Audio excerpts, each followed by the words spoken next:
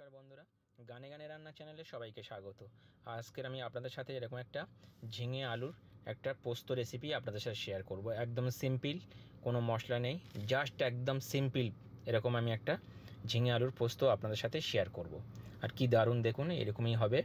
তা চলুন কিভাবে আমি বানাচ্ছি ঝিঙে আলুর পোস্তটা সেটা আপনাদের সাথে শেয়ার করি। প্রথমে আমি একটা কড়াই বসিয়ে দিয়েছি, আর কড়াইতে পরিমাণ মতন সর্ষের তেল দিয়ে দিলাম।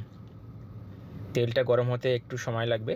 তেলটা গরম হলে আমি এখানে, তেলটা অলরেডি গরম হয়ে গেছে, তো তেলটা গরম হয়ে যাওয়ার পরে আমি এখানে ফোড়নের জন্য আপনারা চাইলে এখানে কাঁচা লঙ্কা দিতে পারেন। আমি শুকনো লঙ্কা দিয়েছি 3 পিস। শুকনো লঙ্কাটা জাস্ট একটু হলে এখানে আমি অ্যাড করব একটু কালো জিরে, অল্প করে একটু কালো জিরে দিয়ে দিলাম। আপনারা চাইলে এই শুকনো লঙ্কাটা স্কিপ করতে পারেন, এখানে কাঁচা লঙ্কা আপনারা দিতে পারেন।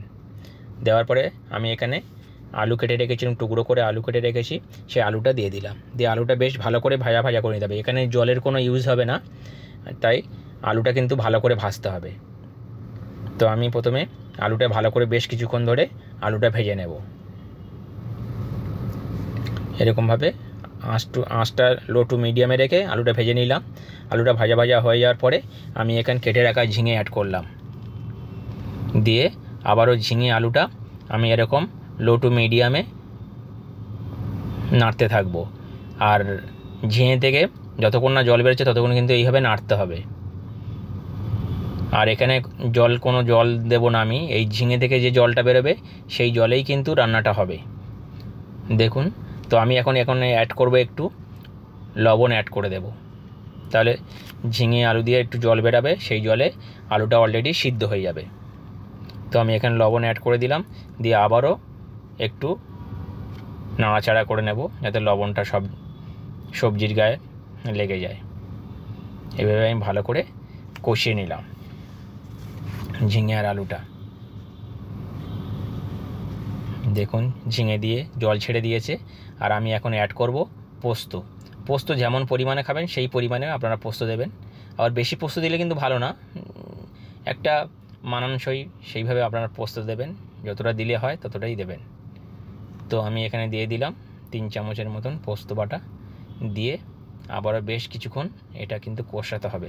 বেশি কষালে কিন্তু ঝিঙেটা একদম গলে ঘেঁটে যাবে, তাই মাঝে মাঝে নাড়বেন, মাঝে মাঝে আবার লো টু মিডিয়ামে এই রান্নাটা এইভাবে করতে হবে। আপনারা চাইলে কিন্তু এখানে হলুদ ইউজ করতে, আমি কিন্তু হলুদ দেবো না। হলুদ দিলে একটা কালারটা চেঞ্জ হয়ে যায়, তাহলে সেই পোস্তর কালারটা থাকে না, তাই আমি কিন্তু হলুদ এখানে ইউজ করছি না। এর পোস্ত মানেই সাদা, এরকমই থাকবে। তো আমি এটা হতে দেবো আরও বেশ কিছুক্ষণ। দেখুন অলরেডি পোস্ত রান্নাটা আমার রেডি হয়ে গেছে। আর এখন আমি নামিয়ে নেব। নামিয়ে নেওয়ার আগে কিন্তু এখানে একটা কাজ আছে, যেটা হলো আমি এখন উপর থেকে একটু কাঁচা সর্ষের তেল দিয়ে দেব, তাহলে কিন্তু খেতে কিন্তু আরও ভালো লাগে। আপনারা একবার এইভাবে রান্না করে দেখবেন। আমি এখন ওপরে দেখুন একটু সর্ষের তেল দিয়ে দিলাম। দিয়ে জাস্ট একটু আমি নাড়াচাড়া করে নেব। এটা পোস্তটা, ঝিঙে আলুর পোস্তটা এরকমই হবে বন্ধুরা। আর আমি কিন্তু কোনো কিছু মশলা এখানে ইউজ করলাম না। এইভাবে আরও 2-3 মিনিট কষিয়ে নিয়ে আমি নামিয়ে নেব পোস্তটা, তাহলে রেডি হয়ে যাবে একদম ঝিঙে আলুর পোস্ত। আর এটা ডাল ভাত সাথে আমার তো খুবই দারুণ লাগে পোস্ত। নিরামিষ দিনে এরকম একটা পোস্ত রেসিপি আপনারা বাড়িতে চটপট কিন্তু বানিয়ে নিতে পারেন। তো এখন আমি নামিয়ে নেব বন্ধুরা। দেখুন একদম রেডি হয়ে গেছে। তো বন্ধুরা কেমন লাগলো এই পোস্ত রেসিপিটা আপনারা আমাকে কমেন্টের মাধ্যমে জানাবেন। দেখুন কি দারুণ হয়েছে। তাহলে আজকের মতন বিদায় নেই, সবাই ভালো থাকবেন, সুস্থ থাকবেন। Bye bye, tata.